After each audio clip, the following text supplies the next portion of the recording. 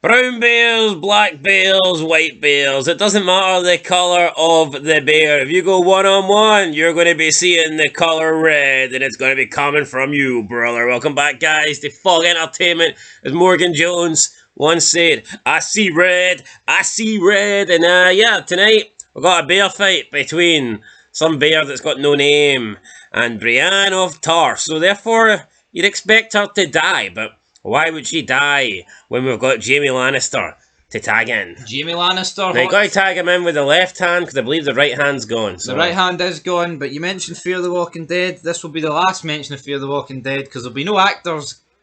No actors for Fear the Walking Dead are getting a big gig. Alright? No. That's it. So that's where we're going to leave that, right? We're going to begin in the north. Because I like it in the north. The north. We're on the wall. We'll climb the wall. Yeah, Snow, Ygritte, and the rest of the wildlings, they've made it to the top. Now they're heading towards Castle Black. They're going to attack the Night's Watch, and Jon confronts Orell about cutting him and Ygritte loose. Orell says, you're being a bitch, you don't see her crying. Then Orell tells Ygritte, why can't you be with me? I would love you more than he would. He is an outsider. Well, she is, Jon Snow. A little bit of an outsider for sure.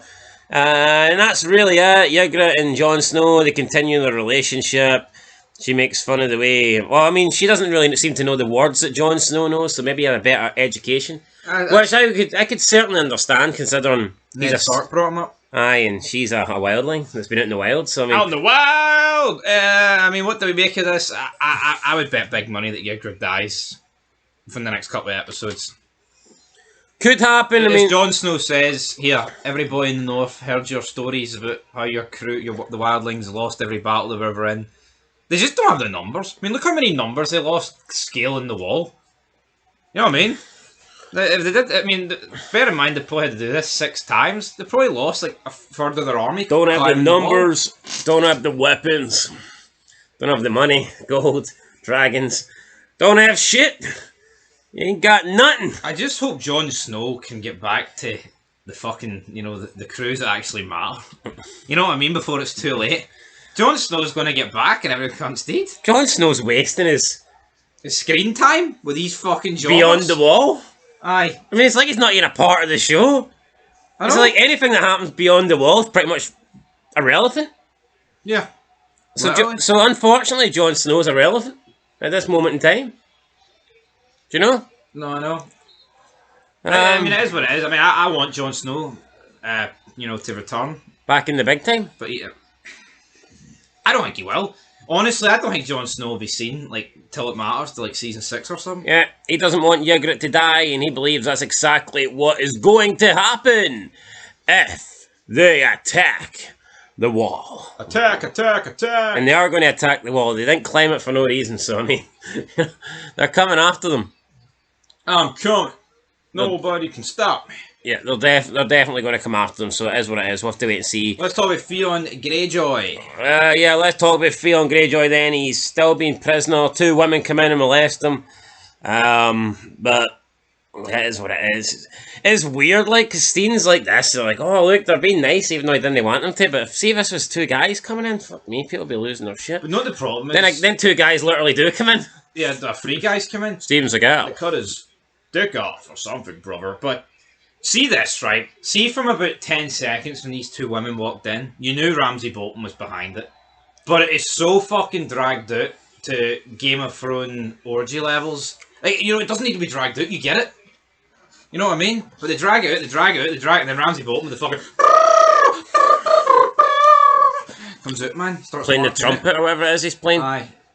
Playing the trumpet, but... Too many orgies, I think, in Game of Thrones. Just unnecessary. I get what they're doing. I'm not saying you can't have the odd one, but I mean, do we need one every fucking episode? Yeah, and then House of Dragon kind of took it to the next level. You're gay. You're complaining. I'm not complaining. I'm just saying I think it's a bit unnecessary. Yeah. Just like you don't need big fight scenes every episode. I don't think you need fucking, naked chicks every episode having fucking sex scenes. Greyjoy, right, getting tortured for this entire season. What's it doing for you? Oh, but when he reunites with the people he once betrayed, they might care about him and feel sorry for him. I mean, honestly, I think the ship's sailed. Yeah, he's being tortured, but who really cares? He's a nothing character. No, see Greyjoy, right, in season 1 when he was like, he was Ned Stark's like kind of son, but no really, and he was best That was as good as it got for best of pals with Snow and Robb. That was it. That's when it peaked. It's fucking sunk since then. Theon's a loser, man. He should have stuck by Robb Stark and helped them win the war. His arse folded when he returned home. Tell you what, man, see if Robb did become the king, maybe Theon could have been his hand. And what about his father and his sister? Where have they went? Yeah, but I wouldn't even be surprised we see them ever again. Yara, don't remember the name of his dad, but anyway. Yada. Not really relevant, is it? Right, let's move on. We have Bran Stark.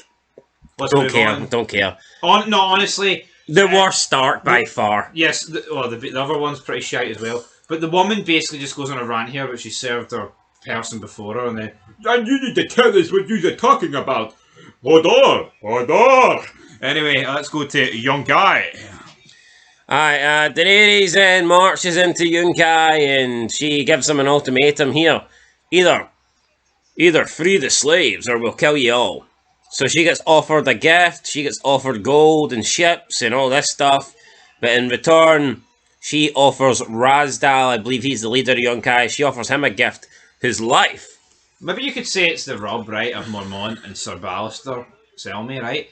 But do you not think she's came a long way from when we first seen her, where she didn't even seem to have, like, any form of IQ, but now it seems like she can talk with leaders of other groups and, like, get one up on them?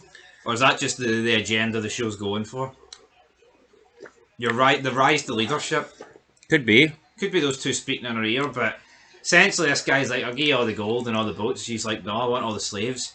And she's going to go around every fucking territory, folks, man, and be like, oh, yeah. It's a bit like back to Fear the Walking Dead. This reminds me a wee bit of I want to help. I want to help you. I want to help the slaves. Let us help you, brother. Let us help. Absolutely. Anyway, Blackwater, not a lot happening here. I actually didn't mind this. Basically, Gendry finds out that he's Robert Baratheon's son, but she alludes to the fact that there needs to be a sacrifice of king's blood. And this stupid bastard doesn't catch on, it's going to be his. Yeah. He's just I'm a noble boy. Gendry's aged about 20 years in the past 2 seasons. And you know what? Throughout some of the episodes, so have I. I need more. We need more, damn it. Honestly, man, I think this show would do better if it just, like, featured a couple of different locations every episode. Well, not the problem is, see the whole Bran stuff, right? See once they got freed for Theon Greyjoy, see if we hadn't seen them, right? And it was still a mystery where they were. How much better would that be? See the constant seeing 10 minutes of them? It does nothing for me. They're fucking shit. Yeah, en route to the Twins, they got the Riverlands. Robb Stark's army is forced to make camp. Heavy Ray, Catelyn warns them that Lord Walder Frey will take the delay as a deliberate insult to him. But Edmure Tully points out that Frey's getting what he wants anyway, so why should he be annoyed? He should be the one who gets annoyed. It's not like they can text him or phone him. Send a raven. Quote the raven, nevermore. Yeah, so we've got that. Robb Stark's gonna be a daddy. Yeah. Robb, Catelyn points out that, well, actually, Edmure points out that he can't complain because he's getting what he wants. Then Catelyn points out he's not getting what he wants. He wanted one of his daughters to marry a king, and that's not Edmure Tully. But who is Catelyn Stark to fucking say anything? Yeah, but Robb then kind of corrects his mother and says, look, Edmure Tully is the best offer that Walder Frey's ever had, and he'll happily accept it. No, see, Catelyn Stark. Oh, Robb, you didn't marry one of the Frey girls. Well, you gave up fucking Jaime Lannister, you stupid bitch. What was the other thing she did as well? Did she not get, like, Ned captured in season 1? What did she do back in season 1? It feels about 20 million years ago, but she let Tyrion escape. Yeah, exactly. And that was Ned's leverage. But he had a Lannister captured. Oh, man. I don't like Catelyn. She took him to that castle and her sister gave him the trial by combat thing. And I don't like Catelyn. He picked Bran and... Bran won. Because the guy had armour on. Anyway, I mean, really, this was a bit boring. Robb Stark needs to do something fast. Yeah, we got another sex scene, although this one doesn't seem as... I don't know, at least this one didn't seem put on. It seemed more organic. Yeah. The one with Theon just seemed fucking It was just, there for the sake. You're just waiting for Ramsay Bolton. And then she reveals that he's pregnant, or she's pregnant with his kid. Hope Robb's not pregnant. Nah, That would be very honourable. Nah, you never got this fucking freak show shite back in these days. That's good to know. So, LA Rams. Yeah. Yeah, but let's ram right into Harrenhal, shall we? And essentially what we've got here, brother... you know what? Probably the best... Jaime Lannister and Brienne of Tarth say goodbye to each other. He's like, you know what, I'll keep the promise. I'll return the Stark girls. He leaves. He then basically decides, you know what, fuck it. I need to go back and save her because Locke's going to do something. They're going to do stuff to her. The Maester reveals that he did experiments and that's why he basically kicked out of King's Landing. Yeah, that's why he lost his crown, or well, not crown, but whatever those wee guys You know, have. I could see his logic to a degree. Like, if he's taking, you know, peasants / dead men and testing them out to see what the human body can, like, withstand, does that really make him that bad? Well, it makes him bad, like, but considering like, what the rest of them have done in this timeline, I mean, is he that much worse than other people?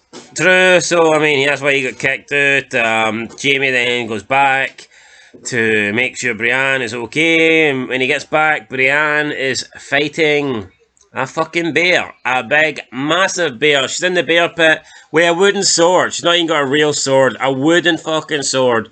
Jaime then jumps down and he starts fighting the bear. He says he fights the bears. He doesn't. One of the guys that Jaime's with, he's obviously going to help Jaime now because he's a Lannister. And Lannisters pay their debts. So he shoots the bear with an arrow. This allows Jaime and Brienne to escape. And then they leave Harrenhal. So maybe, I don't know, maybe Jaime's taking her with him. I don't know. We'll see. I mean, I'll be interested. I mean, obviously, Jaime's went out of his way here to protect her, so it's not like once they get to King's Landing, he's going to go, oh, father, you can kill her. That's not going to happen, but at least I like the fact that these two are going to go to King's Landing because there really is no way of Jaime Lannister not getting Sansa. But I say there's no way. They're marrying Sansa to Tyrion, and therefore, how are they going to be able to return? You know what I mean?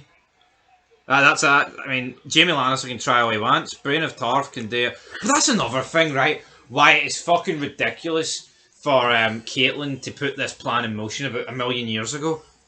They don't know anything about what's going on. Yeah, I mean, and even if...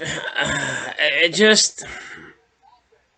And also for Tywin, like, are you not surprised that the lack of effort and movement for King's Landing, considering they have no idea where Jaime Lannister is? Yeah, and I mean, once you get let's say that the plan was Brienne of Tarth takes Jaime Lannister to King's Landing. What's to stop the Lannisters from just not holding up to their end of the bargain and be like, we're not handing over the Stark girls? Yeah, and obviously they've only got one, so, I mean, Arya is a bigger question, but it is what it is. I mean, this was probably the best scene of the episode, but it does feel like filler because it's like, yeah, it was good. Jaime's showing his, you know, a softer side to him, but he's ended up back where he was at the beginning of the episode, and now we're like an episode behind him getting back to King's Landing. You can look at it multiple ways, but yeah, I enjoyed the bear scene. I wouldn't like to go one-on-one with a bear, and yeah, we'll move on. We'll move on, right? King's Landing, what did we get there? Sansa and Margaery talk. She's not happy that she has to marry Tyrion.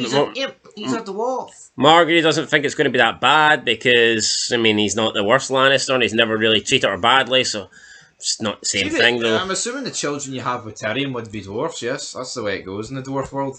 No. Is it not? No. Fuck, every time I see a dwarf, their kids are dwarfs. Nah. I'd say, but the chances increased. Has to be. I mean, I'd say it's probably... I wouldn't say it's 50-50. No, I mean, there might be a short increase, like, but... Short increase. You know what I mean there? But, nah, I mean, who knows? Anyway, she doesn't really want kids with him. I mean, we get that told. I mean, we pretty much know that. Tyrion tells Shae that... Tyrion could have took a seat, man. Bran's asking, well, how young have you had them then? Not that young, a little bit older. What age is Sansa? 13? 14? I think 14, I believe. What are we doing here? Racing a ping pong, amigo. But, anyway, I mean, yeah. Although it could be younger, to be honest, I don't know. See Shae, though, it's like, how fucking naive is she? What did you sign up for? I'm just a whore. A couple of episodes ago, right? She's like, Tywin will kill us if he knows we're even looking at each other. And now she seems to think, She's getting a fucking good deal at it. An absolute good deal at it. She's getting a pretty good deal of it, but I just don't really know what she expects. Like, seems like the only way her and Tyrion can be together would be if Tyrion left King's Landing. But why would he do that? And he moved away. Gives up and he basically, denounced himself as a Lannister because... See, if he did something to, like, betray the Lannisters, like, I have no doubt that Tywin would... Kill him. Yeah, exactly. So it's like, Tyrion would need to flee and go... And, like, once he flees, like, he's not resourceful. He's not the guy with money or the guy that can call in favours. He's just a little imp. How can he protect himself? How can he protect Shae? And there's no change in your identity, when you're an imp. You're an imp. Like, there's multiple ways to change your identity if you're normal, right? With Tywin, or Tyrion, what can you do? I mean, at best, they could probably hope for is live a normal life, a peasant life. At best, they could probably hope for is side with Robb and pray that he wins. Aye. But we'll see how that goes. We will see how that goes, but anyway, also, maybe our scene of the episode was Tywin and Joffrey. And you know what? I actually think Joffrey held his own here. I don't think it was that bad. I thought his arse would fold. Yeah, Joffrey wants to know why is the council meetings happening in the Tower of the Hand, and you know what? Though I will actually give respect to Tyrion because I feel like he spoke up more to Joffrey than Tywin. Like he fucking slapped him around. Tywin was just... You could tell that Tywin had reeled it in a lot compared to when he's speaking to his kids. Well, maybe he's playing it safe. I don't really know. Playing it safe, but I enjoyed the scene. But Tywin says it saves him time, and that time he can use to win the war. Joffrey's complaining, but it's going to take me time to get there. I'm going to have to walk all the way up the Tower of the Hand. And Tywin says, well, we can arrange to have you carried. Joffrey's not happy about him not being updated on the dragons and Daenerys' progress, but Tywin kind of plays all that down. He's like, I should know, I'm the king, I should be informed of such things. And then Tywin tells him that, alright, well, consider yourself informed from now on when we get information. But Tywin isn't really worried about Daenerys, and he thinks he's got Robb Stark beat. So, I mean, I don't think Tywin's that bothered at the moment. I think Tywin's sitting pretty comfortably. No, I mean... Not on the throne, but he's standing pretty comfortably. Joffrey's the one sitting. Yeah, he's the one running things, Tywin, but Joffrey's just the guy keeping the seat warm, isn't he, at the end of the day? Aye, Tywin's making the moves, and Joffrey's the guy that's getting to sit on the chair. Yeah, I mean, that we're going to sit now and give a rating. I mean, that's it. I mean, I thought it was alright, but... Yeah, I mean, I like that scene. Some of the Jaime stuff was alright, but overall, for me, it was a lackluster episode. I'm going to give it a 6 out of 10. Yeah, I'll give it a 6 out of 10 as well. What exact point did Robb Stark and co declare war on King's Landing? Like, what was it, like season 7? No, episode 7, season 1? Just like when Ned got captured? Or it was Ned got captured. So it would have been the end of season, episode 7. I mean, so we're looking at like, what? Yeah, 20 episodes, right? 21 episodes. Not a lot's happened. You know what I mean? Like, the big thing that happens not even from Robb. It's from Stannis. Aye. Stannis. Like, what I worry... And what was Stannis doing this episode? What I worry about this show is that by the time something big again happens, is it going to feel like... I'm all for a big build, man. But we're talking about something that's getting dragged across like fucking 4 seasons. I've never seen a show do this. Yeah, no, something needs to happen. Something needs to change. It needs to change now. But you know what? I mean, we've only got, 3 episodes left. Maybe they're going to go with a big bang. Season 2, I mean, in my opinion, was just decent up to about this point, and then they hit us with Blackwater in episode 9. So maybe they're going to do something similar here. I believe episode 9 of season 3 is one of the highest rated episodes of all time in Game of Thrones, so... Well, but see with an episode to build to, I don't see what's happening. You know what I mean? Like, what's going to happen next episode to build to 9? Yeah, no. There's the wedding of Edmure and one of the Frey. Rod's heading in the wrong direction. I know. So I mean, What is happening? Many regards to the stock. Anyway, guys, that's it. We'll catch you in the next one. 6 out of 10. Till next time, peace.